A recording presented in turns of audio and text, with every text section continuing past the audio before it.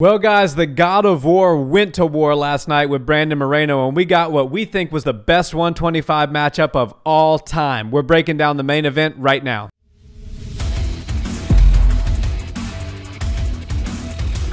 What's up, Barnhill family? Welcome back to the channel. Yo. So, Nick, everybody was talking about not so long ago the 125 division isn't exciting. The UFC should do away with it. Certain people within the UFC organization were actually making moves to try to get rid of the division.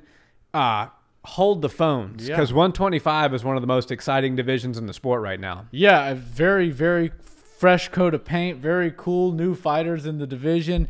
They have some building to do. They need to add some more characters to the mix, but I think we might see a real resurgence back into 125. And, you know, with Deiveson and Figueiredo, everybody was like, okay, he's going to be the next Mighty Mouse. He's just going to be very dominant and run through everybody and hold the belt for a long time.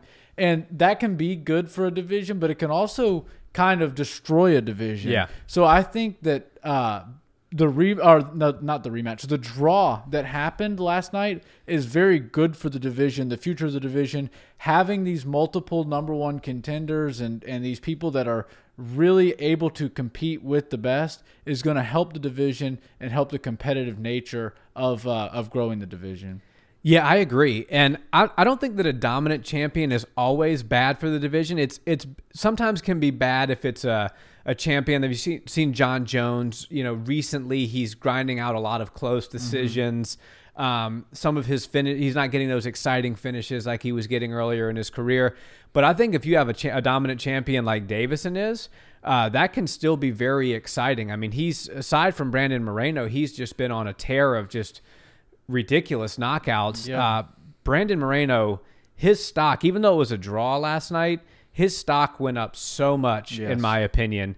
He showed that true Mexican heart, that chin, the Julio Cesar Chavez, Canelo Alvarez, all of the great Mexican boxers are known to have that warrior spirit. He certainly has it.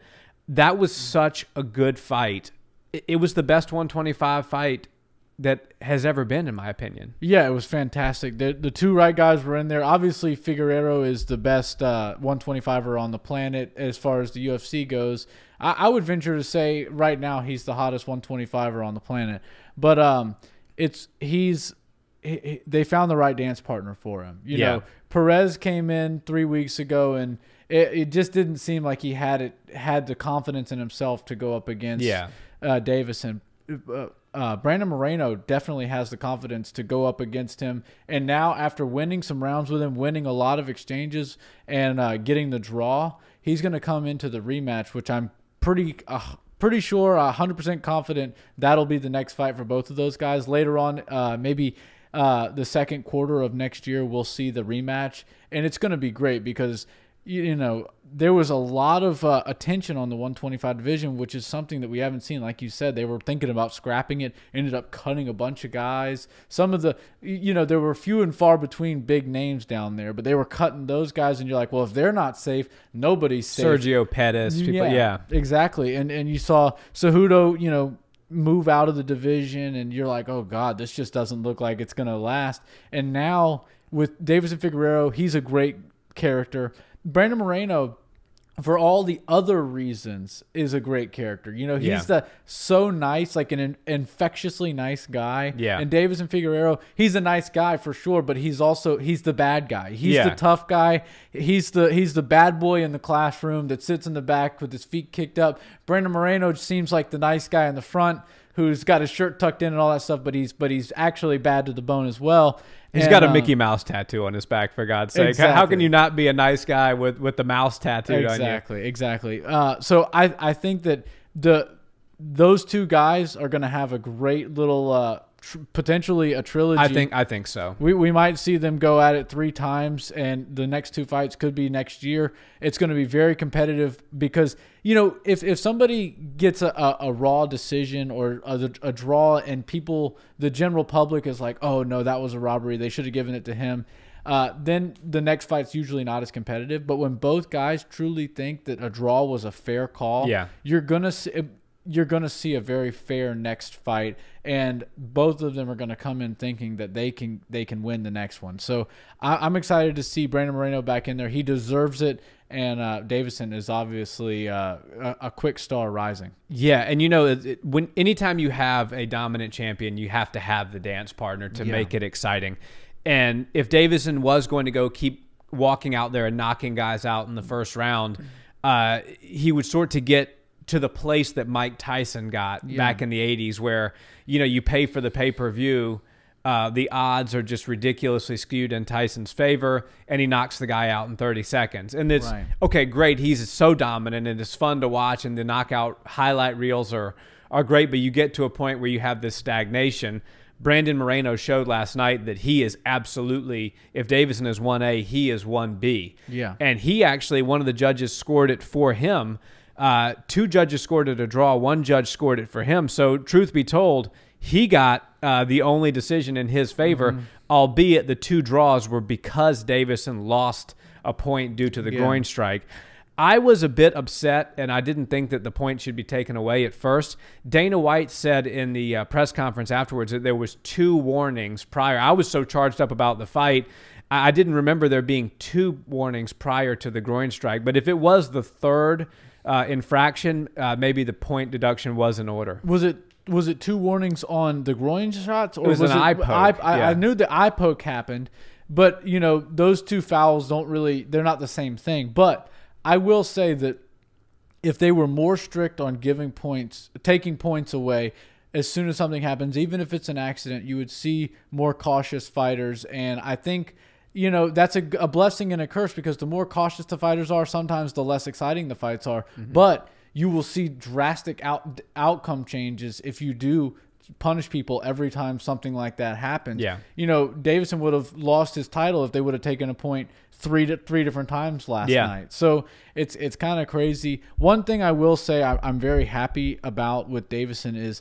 he is the champion. He has the belt. That's something that most champions like to protect with their life. As soon as you get the belt, you hold on to it, and they don't care if that means change your style completely from an exciting fighter, the style that got you there, to just protect the belt at all cost by any means necessary. Deiveson goes out there to put on wars, to put on shows, and to be an entertaining fighter. And that's just something that's really awesome to see a champion do, because he could have easily, scored points one round, stayed away from Brandon Moreno, who's a dangerous opponent, and then waltz his way into a victory. And I just love that he walks in, hands down, chin out, face coming forward, pressing the fight. Yep. And if you want this belt, come and take it from me. That's his mentality, and I love that about him. Yeah, I think that's something that all champions should learn from, and I can't wait to see what he does next. Yeah, me either. And I was one of the things that stood out to me that Brandon Moreno did really well was when those eye pokes were happening. I think it was in the 2nd round. He got poked in the eye, and the ref didn't see it, or he didn't stop the action. And Brandon kind of complained about it for a second. It was bothering him. And as soon as he realized the ref wasn't going to pause the action for the moment, he quickly wrapped up, got double unders, and took Deiveson down. Like, it was just like, okay, you're not giving me what I want, or what I should have gotten in that situation. Boom, I'm going to switch the game plan. And Moreno showed a real ability. Okay, when he gets tagged, okay, now I need to take Deiveson down for a minute. It showed that he has the ability to do the takedowns on somebody who's a very good grappler like Deiveson Figueiredo is. And he showed the ability to adapt and perform and do well in multiple different looks and exchanges throughout the fight. But back to Deiveson, I agree that when you see a champion who's willing to put it on the line every time and make it an exciting fight, and basically lay the belt on the ground and say, that's my belt. You cross this line, you and me are going to have business. You're going to have to take this thing off of me. And what you see, when you see John Jones has even admitted it, I knew that Thiago was a dangerous striker, so I wanted to play it safe and do what I needed to do to win the fight. Okay, I get it. I can respect that. You want to be the GOAT. You want to go down in history as an extraordinarily dominant champion, which John will. But there's multiple ways to skin a cat, as they say, and I personally think that it behooves the champion to be a little bit more like Deiveson and a little bit less like John Jones if you want to build a real core fan base of people that love to watch you. Absolutely. And the flyweights, they need something like that. You know, they have the skills and just the speed and all that stuff to really impress people, especially, you know, casuals. If, you know, people always go, oh, well, this guy only weighs 125 pounds. How tough can he actually be? I think fights like last night are going to show people that these guys are equally as tough as all the other guys in the division and girls, or not in the division, in the sport. And they just need that name recognition, and staying in the news cycles and staying hot in people's minds is what's going to help them. Deiveson Figueiredo is a great leader for the division, and Brandon Moreno is a great counterpart to what he's bringing to the division. Yeah. And I don't know about you, but I know that Cody Garbrandt is sort of in the wings, and he's got he was supposed to be in there with Davis, and that fell through. I'd like to see them hold that for a while, and I want to see the rematch next with Moreno. Yeah, we need to see the rematch, and we might need to see a trilogy. Who knows? But I'm excited to see, because there's a couple other top contenders at 125, and obviously because of Cody's name and how big in the sport he is, he would leapfrog them, and you know, I can't really complain about that. Right. In the end, it would help the division, because you know, the more attention comes to the division, the better, and those guys might, you know, be able to get a fight with Cody if he's willing to stay down there, win or lose. And I'm excited to see where the division goes from here, but it looks like all signs are pointing up for the 125ers. No question, no question. And it's very rare that you get a draw that people are happy about, that people are like, wow, that was actually a good call, and we're excited for the rematch. And I think we got exactly that. Brandon Moreno showed the true Mexican heart, the true Mexican grit. He said, I want to do the boxing legends of my country proud. I want to make MMA mainstream in my country. Even though he's, you know, didn't get the strap put around his waist last night, I think he made strides for Mexican MMA with his amazing performance last night. Yeah, a legendary performance, and he gets another crack at the title. You know, it should be next. It probably will be next, but even if it's not, he could sit on his hands for the next 6 months, and they'd still give him a title fight whenever he's ready. No question, no question.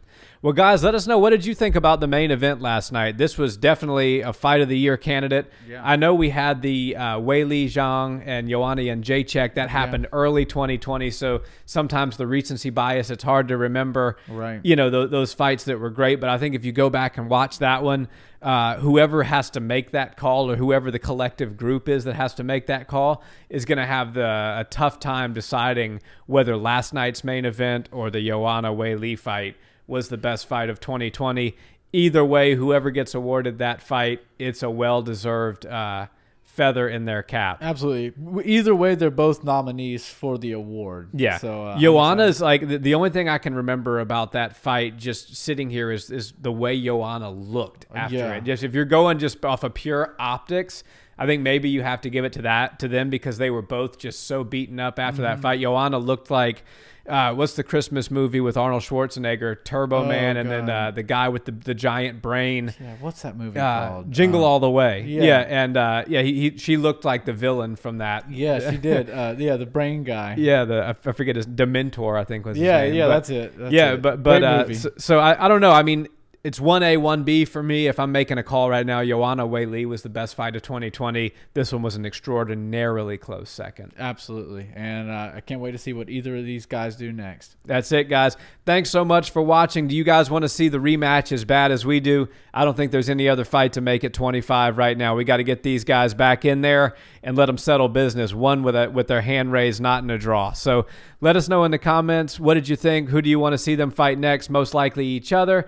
Please like, comment, subscribe, and check us out where you listen to podcasts. Until then, guys, have a great day. Peace.